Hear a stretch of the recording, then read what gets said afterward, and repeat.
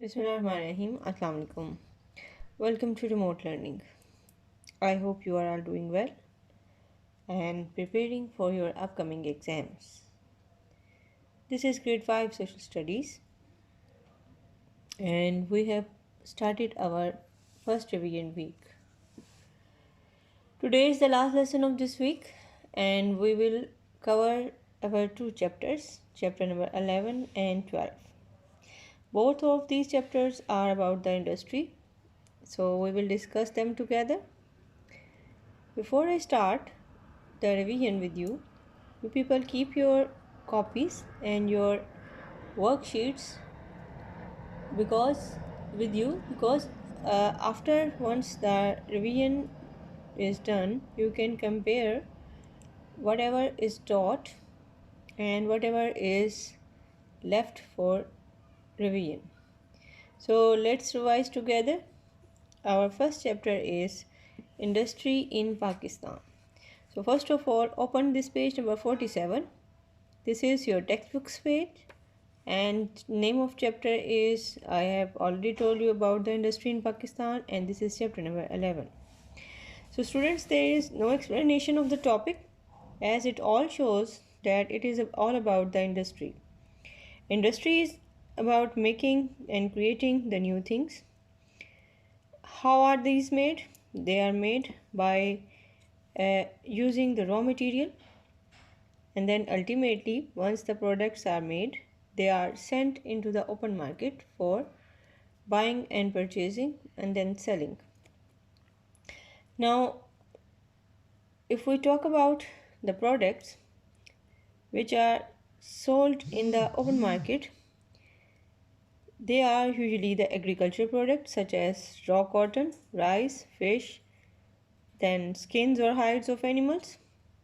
Sometimes the processed agriculture products are also sold in the market, like leather and its products, carpets, cotton products, and some products are the export oriented, like sports goods.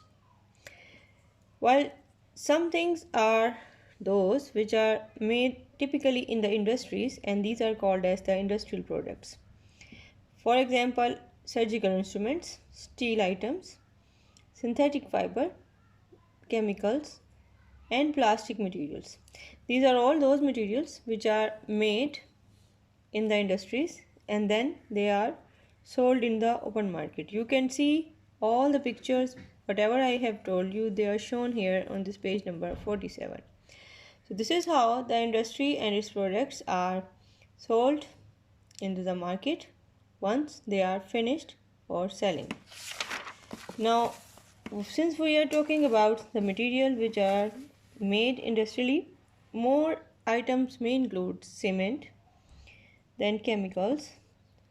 Moreover, the items like cycles and some more things which are included in the tools and equipments. So basically these are all the need of time, and with the passage of time the production of the all mentioned product that I have told you is increasing with the passage of time. First of all, the production was confined to few units, but with the passage of time, in order to cope up the high demand of the population, the production may increase. Industries usually use the raw material and then they convert them into the finished products, and finished products are those then which are ready for selling. Finished products may also include the fertilizers which are used in the industrial, you can say in the agriculture sector. They are produced artificially also and they are then sold into the market. Similarly, the raw materials like the cotton, if it is collected through different sources, first of all, it is processed in such a way that it is converted into the fine fiber or cotton yarn, which is then used to make the other materials like cloth, linens, and curtains, etc. So this is how the simple cotton could be used in order to manufacture the different products. With the passage of time, the chemicals are also used in order to make different materials out of them. And for this purpose, the main chemicals which are used, they are salt, gypsum, sulfur, limestone, etc. These are used in various processes. Ultimately, they are converted into the fine products, and then they are used in different ways. For example, limestone is used in the production of fertilizers. Similarly, the sulfur is used in many industrial processes for making paints. Refinery also uses the sulfur. Similarly, the dyes and explosive, they are also made with the help of sulfur. While gypsum is very soft material, it is used in order to make the plaster for the walls and ceilings, and nowadays its use is becoming more and more common. And salt is the product which is obtained usually from the salt rate within our country, and this is used in the making of certain products like caustic soda, soda ash, and then other industrial uses, which include the use of salt in the leather and textile industry. So this is how the materials which are obtained, like clay and limestone, they are also used in different industrial processes, as well as for the manufacturing of infrastructures, like the concreting of canals, and then other some making of certain bridges. They also includes the use of limestone and clay as well. So if we talk about the making of certain materials like cement, this is very important.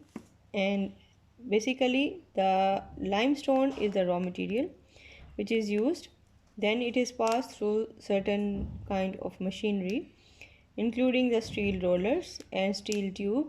With the high temperature and in the presence of flame, it is converted into the cement, which is powdered, and finally it is used in the manufacturing industry or the building industry. Then fertilizers, as I have told you, chemicals are used like gypsum, gas, natural gas. It is also the ingredients of the products which make the fertilizers.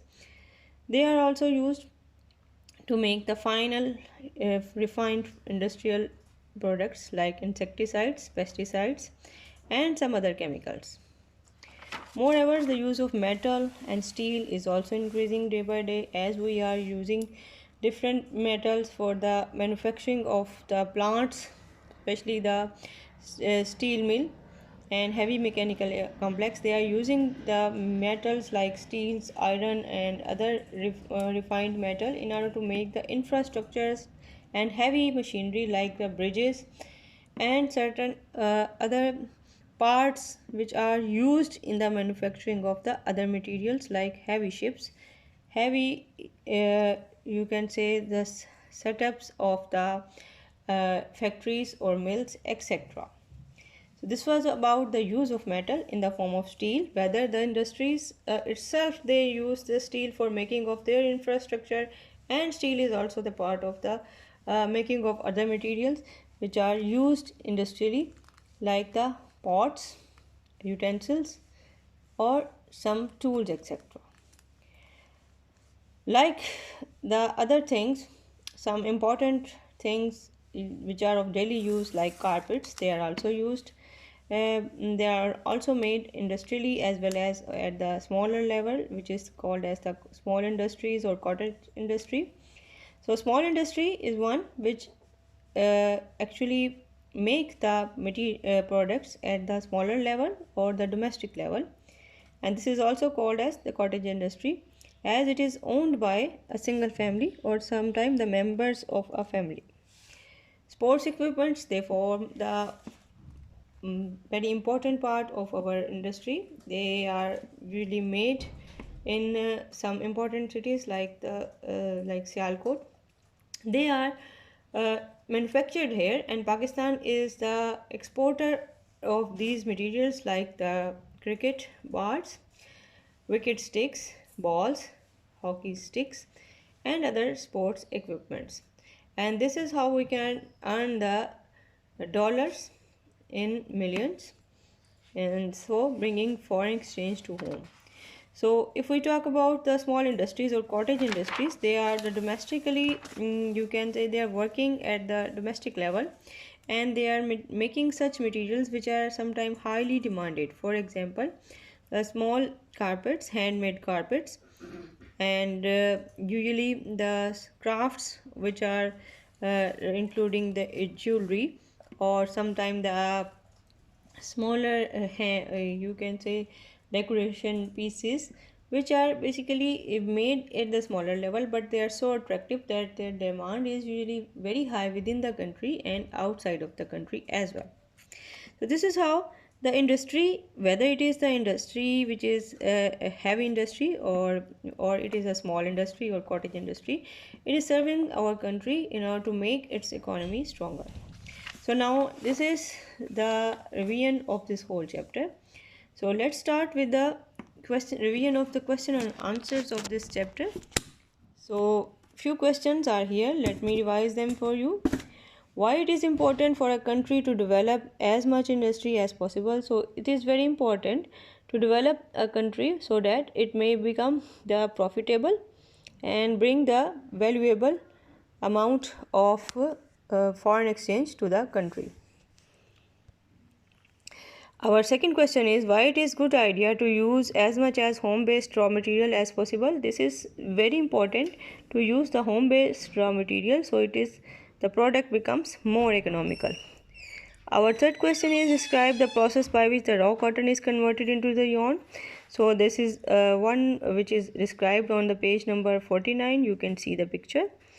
Number 5 is where are the cement manufacturing plants located? So usually they are located in Daudh Hill, Attak, then in Rawalpindi, Kohat, Charat, and some more, Daudh Hill, and then some areas of KPK. Our next question is why does the government consider the cottage or small industries so important? So small industries are very important because they are bringing income to the homes or to the areas which are remote areas usually, and so the peoples are prevented from migration towards the cities. So this is how we can say that the small industries are very important. So now with this we are going to start with our question number 8. For which sports is Pakistan famous? Name some of our players who are known and recognized all over the world. So hockey, cricket and squash, tennis, these are all those games for which Pakistan is famous. And our important player, for example in cricket we have Imran Khan, Javed Miandad, and then Waqar Younis. Then hockey we have Hassan Sardar. Squash we have Jan Sherhan and Jahangir Khan, and in tennis we have Maria Tour and some other important players. So this is how we can say that in the field of sports Pakistan is bringing name to the home, and at the international level we are also getting fame. So with this I will conclude the topic. We will revise the chapter which is next, chapter number 12, which is about the industry in South Asia. So with this chapter I'm going to end up here. So don't forget to revise the question and answers and worksheet which is given in your copies. So let's start with the revision of the next chapter.